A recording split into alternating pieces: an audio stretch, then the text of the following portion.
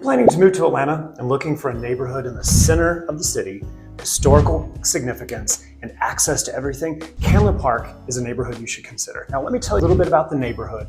We'll start off with some of the history, give you a little bit of details about access points, the parks, why people live there, the schools, and of course, we'll touch on real estate and give you an idea of how much things cost, what it costs to live in the city. And again, the balance between the suburbs and living in the center of the city in such a dynamic, unique area. Now let's start with the history of the neighborhood and the city in general, because the war had a big influence on the city, its development, and how all these neighborhoods sort of came to be. Candler Park was known as Union Square, where the Union soldiers were. It later became known as Edgewood, and then was renamed Candler Park. And this all happened around turn of the century, late 1800s. And again, the Candler Park really cemented the name in about 1922. Asa Candler, who started the Coca-Cola Corporation, donated a large tract of land, which is now the Central Park and the golf course for Candler Park. This green space is the central point for all the activities within this neighborhood. One of the reasons this neighborhood is so attractive is because the access points back into Atlanta and its proximity to Decatur just to the east. Back in the 70s, there was a highway proposed through the city. This affected neighborhoods from Candler Park going west towards downtown. And a group of these civic leaders got together and really petitioned for this to stop. President Carter at the time stepped in as well and just cited his library right in the path of this highway. Now, a lot of the damage had been done. We have his library, his presidential library in the middle of this now green space. But the silver lining to it is that now we have a linear park of both trail and access road to get to downtown, which will get you to I-85. And this green corridor will take you through numerous neighborhoods, which is why this neighborhood is so attractive, because they're all sort of interconnected with not only this path, which is the Peach Path, but also the Beltline, which is nearby too. Now, the other access points around this neighborhood are Moreland Avenue, which is the corridor to the west edge of the neighborhood. Now, we've also got I-85, which is to the west of the neighborhood. We have DeKalb Avenue, which is on the south part of the neighborhood. Ponce de Leon, which is essentially First Avenue in Midtown, is on the northern edge. And then we have McClendon, which is the thoroughfare through the middle. Now, it's a double yellow line road, which has the commercial district along it.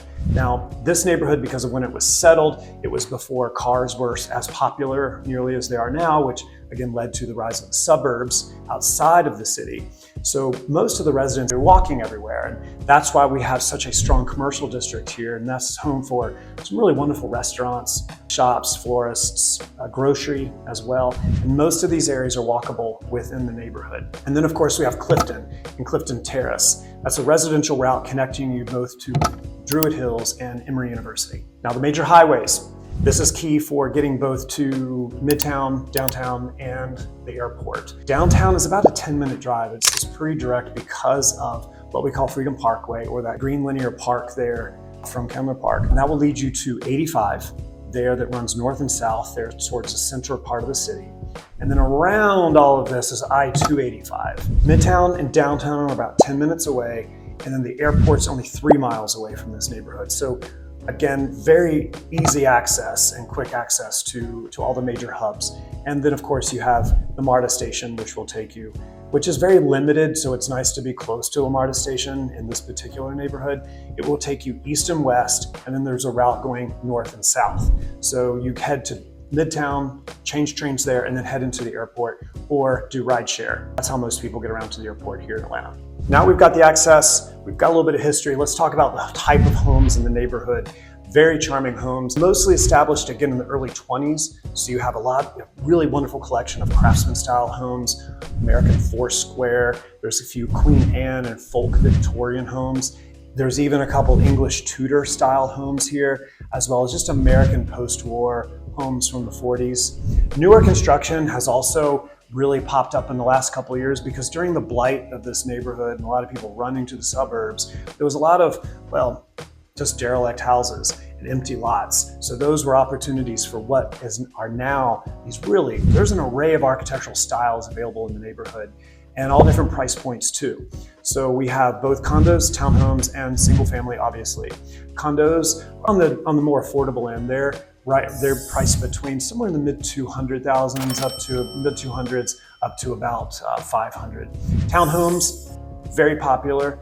Again, the smaller ones are in the threes up to around $1 million and even cresting $1 million as you get closer to the Beltline. Single family homes are some of the most popular and most prevalent here. They're anywhere between 500 and well over 2 million for the newest, largest construction.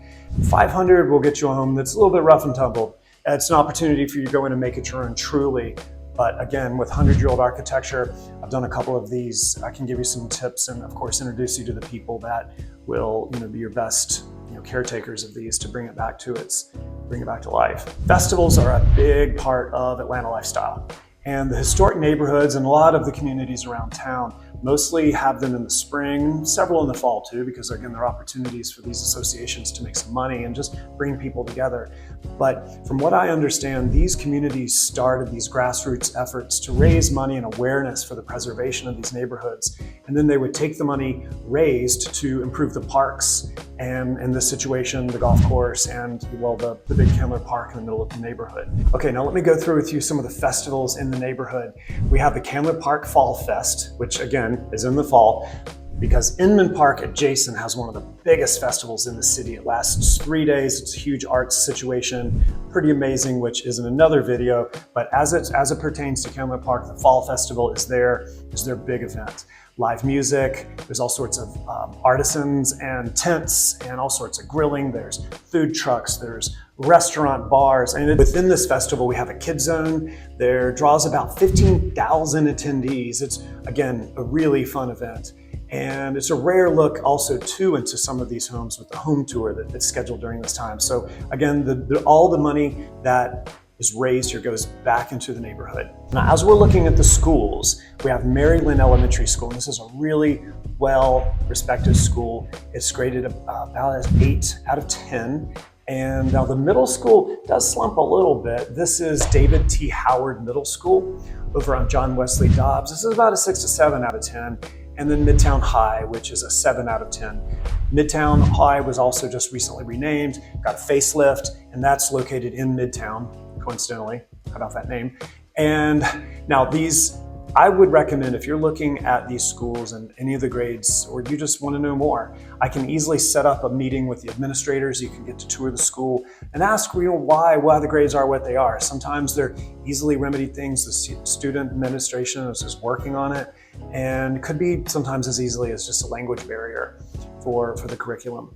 Now, Paideia School is the private school option here in the neighborhood. That's just adjacent in Druid Hills, easy access. This is also a K through 12 school, and it's a really unique situation. This campus is a collection of historic homes that have been retrofitted with the school. So they're all sort of part of this really beautiful campus just along Ponce de Leon, which is on the west side of this neighborhood. Okay, now when living here and you want to take an afternoon out on a bike, you want to hit the Beltline, there's a lot of really wonderful neighborhoods, like I mentioned, surrounding Candler Park, as well as the business districts within those. So Little Five Points is just to the west of this, and it's a very unique collection of independent shops, vintage stores, restaurants, and there's like Psycho Sisters and the Junkman's Daughter. Those are wonderful vintage stores, mixture of costumes. And again, that's where people typically go for Halloween and any of the festivals around town. So it's really nice to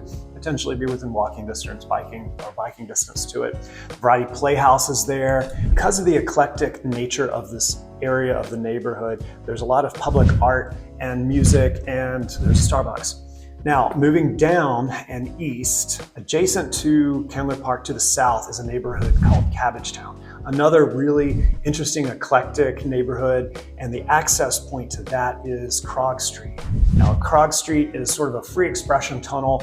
It's a fun afternoon to take the kids or your friends and just take some paint and just express yourself on the walls. And it's a fun afternoon with some restaurants that you can easily walk to, and that's adjacent to the Beltline too. And then just north of that is Krog Street Market. This is a collection of warehouses that have been converted to some really wonderful restaurants and a couple shops there too, and that's located in the Old Fourth Ward. And that is, I guess, really what you would call it is more of like a food court. It's an elevated food court with some breweries in there too. The other one, which is further down the Beltline going towards Piedmont Park, is Ponce City Market. This is the old Sears and Roebuck building, which is the largest brick structure in the Southeast. This is along the Beltline because the Beltline was an abandoned railway corridor. And that railway supplied what you may have heard are these catalog homes that you could just buy a home out of a catalog. And this was the hub for the distribution of these materials, which is another reason why a lot of the neighborhoods like Candler Park and surrounding Midtown and Candler Park are mostly Craftsman, Foursquare, these 1920s construction, because it was so easy for anybody to get an affordable home and practically build it themselves. Okay, now as we are looking at the greater picture of Candler Park and what's around it, again, we have Little Five Points, Inman Park, which is known as Atlanta's first subdivision, or suburb rather. It was connected to the city through a streetcar. Lake Claire, which is just to the east, and then beyond that is Decatur. Decatur is another little wonderful city known for its arts, its food, as I understand it. Edgewood just to the south. And so let's now just sort of summarize it. Who's looking for Candler Park, or why would Candler Park be a home for you? It's buyers who prioritize walkability over size and space, because it's a balance of character and space. More character, you get less space. And conversely, when you go to the suburbs, not always the case, but in Candler Park, that's how it works. And these homes, again, are well worth the effort, super charming, connected to the city and your neighbors. As you're considering other neighborhoods in the city, if you're looking for walkability, strong schools, and a strong neighborhood feel, Candler Park might be that Candler Park might be that neighborhood for you. As history surrounds you and the neighbors who become your friends and family, this is where these relationships and really where a fuller life can be had. We get calls every day for people looking to move to Atlanta, and whether your plan is to move in 9 days or 90 days, we'll help you make a smooth move to Atlanta. Shoot me a text, drop me a message, a DM, or just call me. We can come up with a plan to make your move to Atlanta. Until then, see you around town.